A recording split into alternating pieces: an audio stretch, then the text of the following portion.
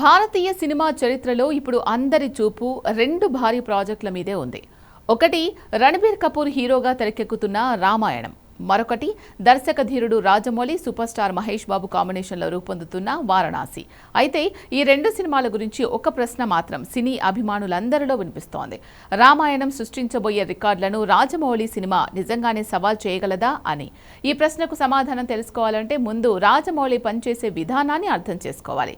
రాజమౌళి సినిమాను కేవలం ఒక కథగా చూడరు, దాన్ని ఒక ఈవెంట్గా మార్చేస్తారు. సినిమా ప్రకటించిన రోజు నుంచి విడుదలయ్యే వరకు ప్రతి అప్డేట్ దేశవ్యాప్తంగా చర్చకు దారితీసేలా ప్లాన్ చేస్తారు. అదే ఆయన ప్రత్యేకత.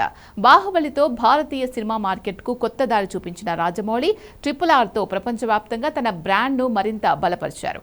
ఇప్పుడు ఆయన పేరు వినిపిస్తే చాలు విదేశీ ప్రేక్షకుల్లో కూడా ఆసక్తి మొదలవుతోంది. ఇక మహేష్ బాబు కూడా తొలిసారి పూర్తి స్థాయి గ్లోబల్ ప్రాజెక్టులో నటిస్తున్నారు. ఆయన స్టార్డమ్కు రాజమౌళి విజన్ తోడైతే ఈ సినిమా విడుదల రోజే ప్రపంచవ్యాప్తంగా భారీ వసూలు సాధించే అవకాశాలున్నాయని సినీ వర్గాలు అంచనా వేస్తున్నాయి. మరోవైపు రామాయణం కూడా చిన్న సినిమా కాదు. భారతీయ ఇతిహాసాన్ని అత్యాధునిక సాంకేతికతతో ప్రపంచ ప్రేక్షకులకు అందించే ప్రయత్నం జరుగుతోంది. భారీ budget, star cast, visual effects అన్నీ ఈ సినిమాకు వల్లాలే. కానీ రాజమౌళి బలం మాత్రం వేరే. ఆయన ప్రేక్షకుల భావోద్వేగాలను అద్భుతమైన విజువల్స్తో కలిపి చూపించడంలో దిట్ట.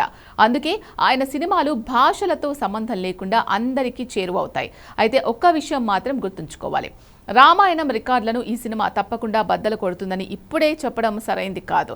అలాగే రామాయణంనే అగ్రస్థానంలో ఉంటుందని కూడా ఇప్పుడే నిర్ణయించలేం. ఎందుకంటే రెండు సినిమాలు ఇంకా విడుదల కాలేదు. ప్రేక్షకుల స్పందన, కథ, కంటెంట్, మౌత్ పబ్లిసిటీ ఇవే చివరికి విజేతను నిర్ణయిస్తాయి. మొత్తానికి ఈ రెండు సినిమాల మధ్య పోటీ కంటే భారతీయ సినిమా ప్రపంచ మార్కెట్లో మరింత బలపడే అవకాశమే ఎక్కువగా కనిపిస్తోంది.